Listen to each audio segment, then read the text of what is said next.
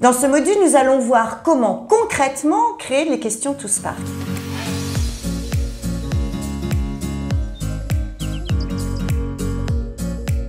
Dans notre méthodologie, nous avons deux types de questions. Les questions d'appropriation, dites know, et les questions d'adoption. Si vous le voulez bien, nous allons commencer par les questions d'appropriation. Celles-ci visent à délivrer auprès de tous vos collaborateurs vos messages clés, c'est-à-dire du centre vers les extrémités. Alors, il s'agit là de connaissances en général que vos collaborateurs ont eues par d'autres biais, par exemple par une communication interne, par des e-learning, que sais-je. On se situe ici dans ce qu'on appelle la compétence consciente, c'est-à-dire je sais que je sais, mais pour rappeler cette connaissance, il faut que j'y réfléchisse et que je les réactive. Et notre objectif à travers les questions d'appropriation, c'est de passer vers une compétence inconsciente, c'est-à-dire je ne sais pas que je sais, et c'est pour créer ces fameux liens, afin de créer cette sorte de réflexe, c'est-à-dire qu'on met en place les pratiques sans même plus y réfléchir. Les questions d'adoption ont pour objectif de prendre la mesure de ce qu'il se passe sur le terrain, c'est-à-dire comment vos collaborateurs vivent cette transformation. En les interrogeant via le chatbot ALF, cela vous permet d'identifier les accélérateurs de cette transformation, c'est-à-dire ce qui fonctionne, et de capitaliser sur ces éléments, ou bien d'identifier les freins, ce qui fonctionne moins bien, qui vous permettra par la suite, lors d'une prochaine campagne, de créer, si besoin, de nouvelles questions d'appropriation sur le thème identifié. Les questions d'appropriation ont pour objectif d'attirer l'attention du collaborateur. On l'a vu au module 1, en interpellant le collaborateur sur des contenus qui lui parlent, donc qui va présenter une situation concrète pour lui, de quelque chose qu'il a pu vivre sur le terrain ou qu'il pourrait vivre. L'engager, donc c'est le stimuler par une phrase de question courte et directe, commençant par un pronom interrogatif, et des propositions catégorisées. Et là, j'y reviendrai un petit peu plus tard, c'est vraiment un élément fondamental dans notre méthodologie. Nous mettons en catégorie les bénéfices que peut retirer le collaborateur à adopter telle ou telle pratique ou avoir cette connaissance. Et en proposition de réponse, nous mettons les preuves, c'est-à-dire vraiment ce qui fait qu'il a intérêt à adopter cette pratique ou connaître cette information. On y reviendra un petit peu plus tard. Et enfin, les feedbacks, bien sûr, c'est apporter des explications apprenantes. Par exemple, si je vous donne comme explication simplement une phrase en disant « c'est vrai, vous avez raison, c'est ce qu'il faut faire », ce n'est pas une explication apprenante parce qu'on ne voit pas l'intérêt de cette pratique. Est-ce que vous me suivez toujours? J'espère. Les questions d'adoption, leur objectif, c'est vraiment mesurer le succès de la transformation sur le terrain, c'est ce que j'ai dit tout à l'heure, en identifiant le niveau d'adhésion de vos collaborateurs et en recueillant leurs sentiments. C'est-à-dire qu'on verra plus tard, mais dans les questions d'adoption, on a la possibilité de mettre du free text, c'est-à-dire que vos collaborateurs vont écrire eux-mêmes la réponse à leurs questions. À terme, rapprocher les verbatims de vos collaborateurs des questions d'adoption vous donneront énormément d'indices sur les sujets qui sont complètement acquis par vos collaborateurs ou les sujets qui demandent encore de l'approfondissement. Avant de créer directement le contenu de vos questions, une astuce d'organisation. Réunissez autour de vous tous vos acteurs, c'est-à-dire le chef de projet, les experts métiers, le rédacteur s'il est différent de l'expert métier, afin de brainstormer tous ensemble sur ce que vous allez dire dans ces questions d'appropriation. Les experts métiers sont très importants, c'est eux qui connaissent le sujet à fond et qui vont vous conseiller sur les messages clés à activer auprès de vos collaborateurs. Le rédacteur, s'il est différent, va proposer et illustrer le contenu par des cas concrets, toujours en collaboration de vos experts métiers. Ainsi, vous aidez vos collaborateurs à comprendre et adopter ces nouvelles pratiques ou ces nouvelles connaissances pour un objectif commun, une transformation réussie. On ne peut créer du contenu sans définir au préalable des objectifs pédagogiques. Et ça, c'est la clé de la méthodologie ToSpark pour la création de contenu.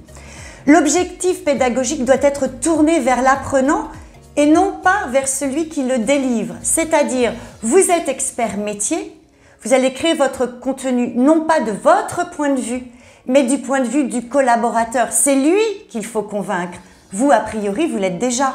Pour cela, nous avons développé une matrice assez simple à remplir pour vous aider à formuler de façon claire l'objectif pédagogique de chaque question.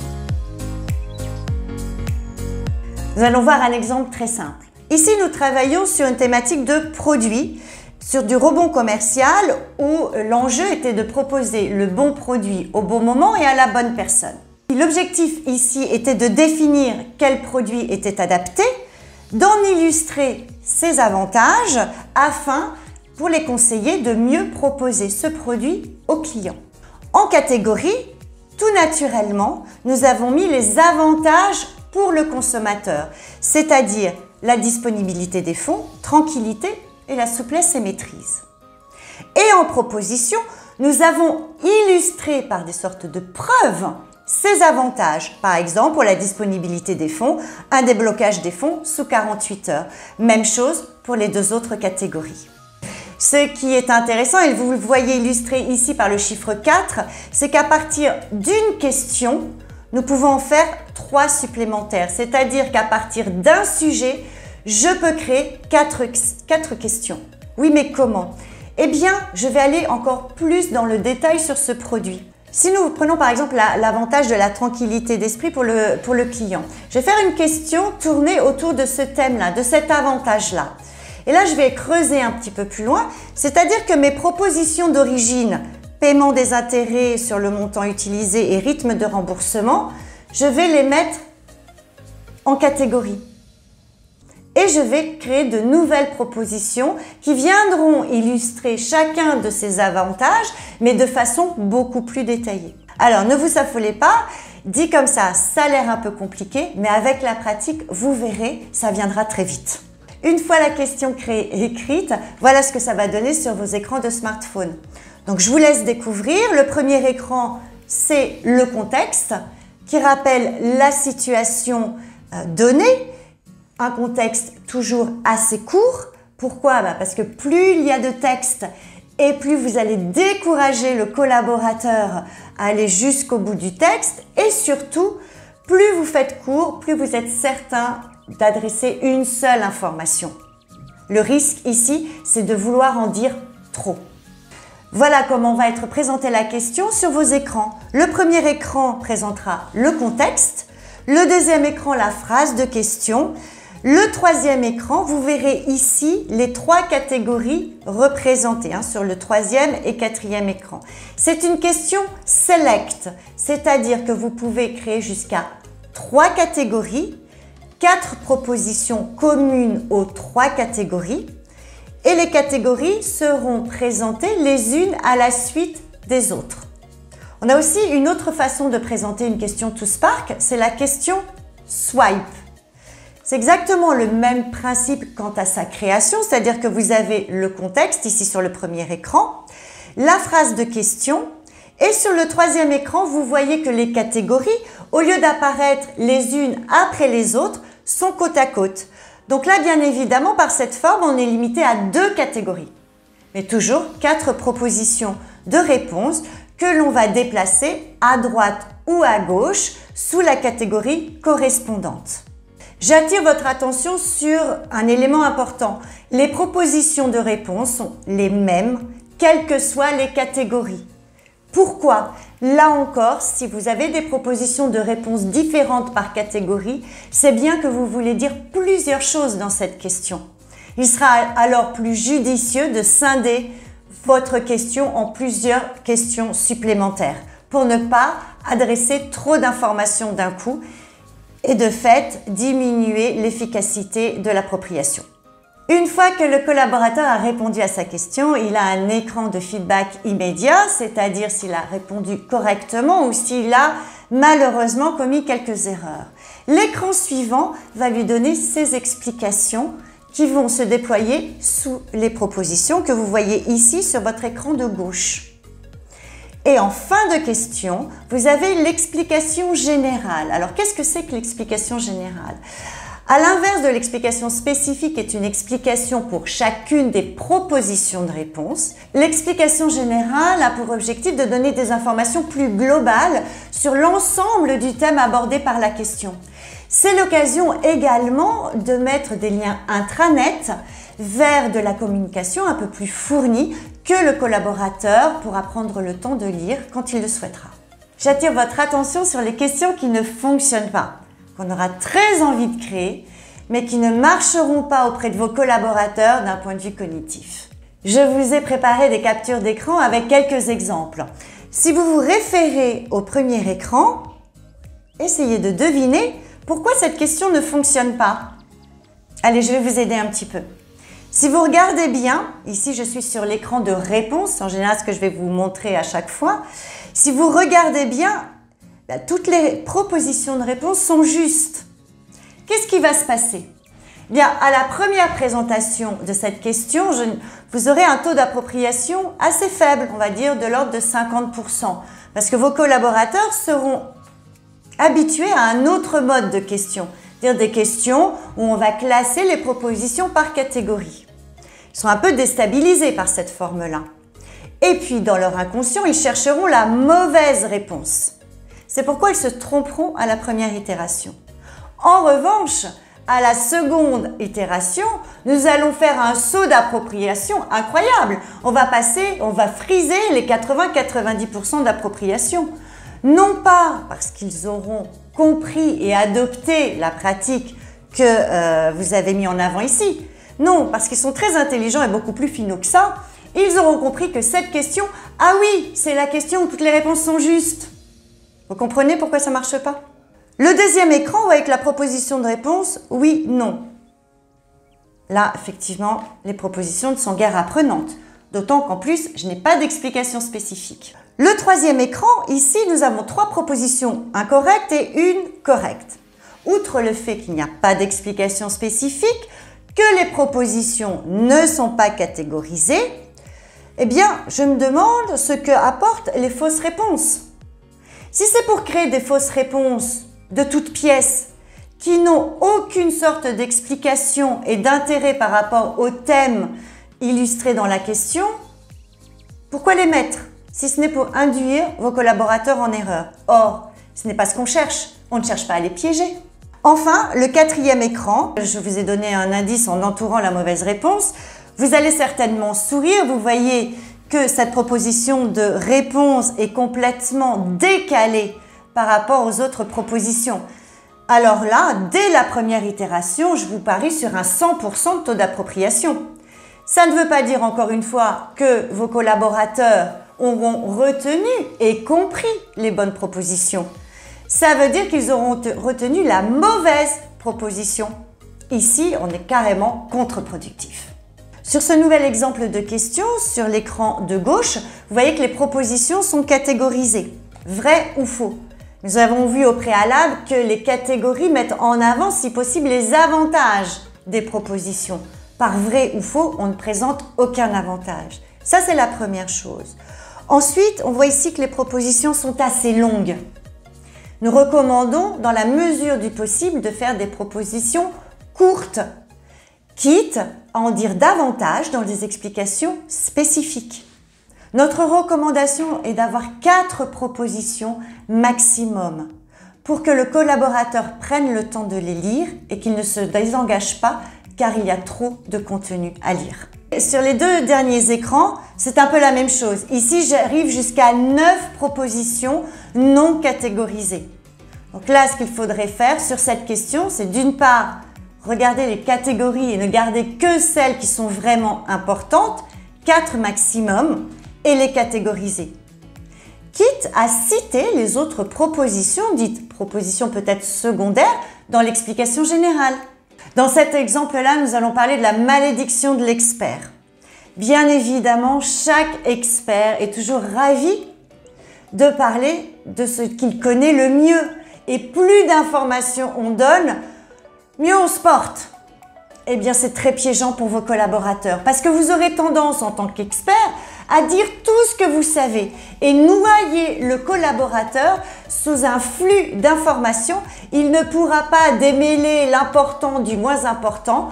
Il va zapper cette question, se désengager complètement et surtout ne pas apprendre grand-chose. Donc votre rôle en tant qu'expert, et j'avoue que ce n'est pas facile, c'est de se synthétiser au maximum ou bien, si tout vous paraît réellement important, faites plusieurs questions. Si vous en avez trop, c'est pas grave, elles vous seront utiles pour une prochaine campagne. Sur ces nouveaux exemples, vous voyez des questions qui pourraient fonctionner, mais en fait non. Quand on regarde la forme du premier écran, par exemple, on voit bien qu'il y a 2 catégories, 4 propositions. Elles pourraient fonctionner d'un point de vue strictement méthodologique. Mais d'un point de vue cognitif, en catégorie, ici, on ne présente aucun avantage. À faire, à ne pas faire. C'est comme également nommer les catégories bonnes ou mauvaises pratiques, à recommander, à ne pas recommander. Ici, on ne met pas vraiment en avant les avantages. En revanche, si vous voulez mettre l'accent sur une fausse bonne pratique, c'est-à-dire ce que font les collaborateurs en toute bonne foi, mais qui n'est pas le conseil préconisé par l'expert métier. Et bien là, mon conseil, c'est de faire une question spécifique sur cette fausse bonne pratique et d'expliquer pourquoi, en réalité, c'est une mauvaise pratique. Sur l'écran de droite, ce qu'on peut voir, c'est qu'il n'y a pas d'explication sous toutes les propositions de réponse. Alors, sur les questions select, c'est un petit peu à vous de juger. C'est-à-dire que si je réponds incorrectement, j'aurai de toute façon présenté la bonne proposition avec son explication s'il y en a. C'est un peu à vous de juger à quel moment il faut mettre l'explication spécifique. Personnellement, j'en mets toujours sous les réponses correctes parce qu'elles seront toujours déployées. Sous les réponses incorrectes, c'est un petit peu à vous de juger sur la pertinence de l'explication. Pour résumer, dans la création d'une question d'appropriation, quelques étapes fondamentales. La première, remplir la matrice. La deuxième, créer, toujours dans la matrice, vos catégories et propositions de réponse. Enfin, la troisième, créer la phrase de question. Et ensuite, indépendamment, dans l'ordre que vous souhaitez, le contexte et les explications spécifiques et générales. Pour terminer sur la création d'une question d'appropriation, voici les 3 secrets d'une bonne question. Elle est scénarisée, c'est-à-dire qu'elle présente une situation au plus proche de la réalité du collaborateur. Elle ne piège pas. C'est-à-dire que vous aurez peut-être tendance à vouloir mettre des propositions un petit peu complexes ou alambiquées. Sachez qu'ici, l'objectif n'est pas de piéger votre collaborateur. Au contraire, l'objectif, c'est de lui apporter de la connaissance afin qu'il adopte une bonne pratique ou cette connaissance. Et enfin, elle répond à cette question « What's in it for me ?» Essayez de créer la question dans l'intérêt propre du collaborateur en se mettant à sa place. Qu'est-ce que vous aimeriez savoir si vous étiez à sa place? Passons maintenant, si vous le voulez bien, aux questions d'adoption. Vous vous rappelez, les questions d'adoption est un outil de mesure pour prendre le pouls de ce qu'il se passe au niveau de vos collaborateurs. Comment se présente-t-elle? Eh bien, c'est un dialogue entre le chatbot Alf et vos collaborateurs.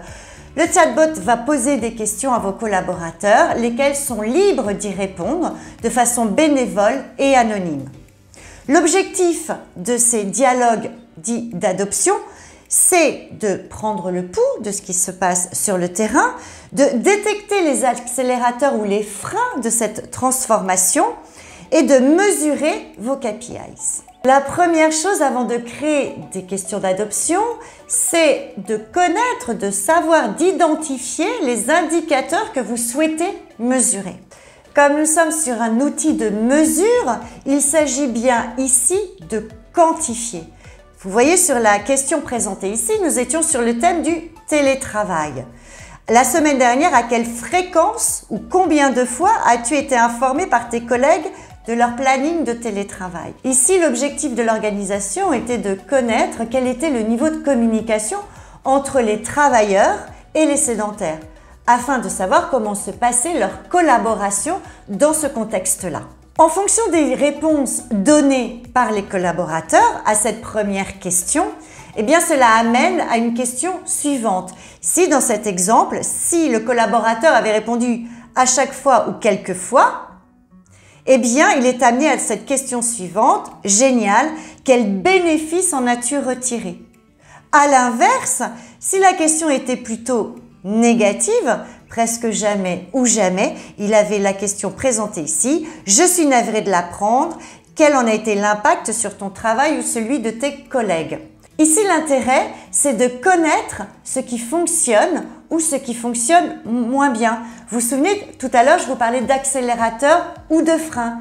Eh bien, on y est complètement dans ce type de questions. Je vous laisse ici prendre connaissance de types de dialogue que l'on peut présenter à vos collaborateurs. Le dialogue présenté ici est le dialogue ToSpark. Tout comme vous, nous avons besoin de mesurer nos KPIs. Donc ce dialogue va être mis en place de façon systématique sur l'ensemble des programmes. Il apparaîtra soit en milieu de campagne si celle-ci va au-delà de 4 semaines, donc au milieu de campagne et en fin de campagne. Si votre campagne est de 4 semaines, il apparaîtra la dernière semaine. Il existe 3 types de questions.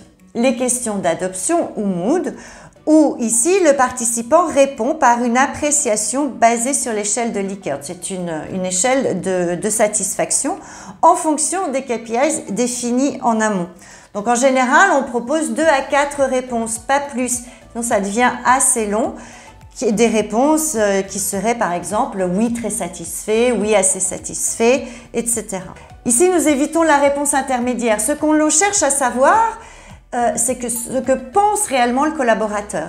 Donc les réponses intermédiaires de type « je ne sais pas » sont à éviter puisque ici le collaborateur ne prend pas position. Les questions sondage, ici le participant choisit une seule réponse parmi une liste de concepts ou d'adjectifs ou de caractéristiques que nous lui proposons. Et enfin la question free text, où là, le participant a toute latitude pour répondre librement à cette question. Nous conseillons de tutoyer les participants. Autant dans les questions d'appropriation, nous conseillons le vouvoiement, si telle est la culture d'entreprise, mais dans les questions d'appropriation, nous sommes dans un mode conversationnel avec le chatbot et pour rendre ce mode-là plus convivial, nous conseillons le tutoiement. Bien sûr, tout ça, c'est adapté à votre culture d'entreprise. Voici quelques conseils pour vous aider à créer des questions d'adoption. D'une part, cadrer les sujets. Bien sûr, identifier les sujets sur lesquels vous souhaitez recueillir des informations. Choisir les questions. Est-ce que ça va être une question adoption, free text, sondage? Nous vous conseillons de commencer votre dialogue par une question d'adoption ou mood. Vous savez, c'est celle qui est basée sur l'échelle de Likert. Puis ensuite, de passer sur une question sondage et terminer, si vous le souhaitez, par une question free text. L'objectif visé, c'est que chaque participant réponde à 3 questions. Aller au-delà, ça va prendre plus de temps au collaborateur et vous prenez le risque qu'il n'aille pas jusqu'au bout du dialogue. Et je terminerai ce module par les secrets d'une bonne question d'adoption. N'oubliez pas, l'adoption est un outil de mesure, d'où la nécessité d'être précis. D'où la périodicité qui va vous permettre de mesurer l'évolution dans le temps. On peut tout à fait imaginer qu'au cours de votre campagne, vous décidiez de mettre le même dialogue, mais à la première semaine, et puis plus tard dans le programme, par exemple à la 3e semaine, ce qui vous permettra de mesurer cette évolution. Quantifier combien de fois, combien de temps, combien de réunions. Si vous mettez en avant dans les questions d'appropriation des bonnes pratiques, eh bien essayons de savoir si le collaborateur a mis en place ces bonnes pratiques. Nous déconseillons l'effet Big Brother, par exemple de poser des questions trop directes. Combien de fois as-tu utilisé l'outil X cette semaine? On peut se sentir un peu surveillé. Le collaborateur ne se sentira peut-être pas très à l'aise pour répondre. Alors, nous vous conseillons de biaiser un petit peu. Combien de fois tes collègues ou toi-même, par exemple. Nous vous conseillons de ne pas aller au-delà de 5 propositions de réponse. Enfin, quelle que soit la réponse donnée par le collaborateur, qu'elle soit positive ou négative, l'intérêt pour vous, c'est d'en connaître la raison principale. Comme nous sommes sur un mode conversationnel, c'est vrai que nous vous conseillons d'ajouter un feedback en fonction de la réponse donnée. Par exemple, si elle est positive, ajouter un génial, super, ou si elle est plutôt négative, un dommage, sans pour autant juger. Et ensuite vient la phrase de question. N'oubliez pas, notre promesse c'est 1 minute par jour, tous les jours. Plus vous serez court et mieux ce sera. Nous en avons terminé, je vous remercie de votre attention et j'espère que vous avez désormais toutes les clés en main pour réussir votre campagne.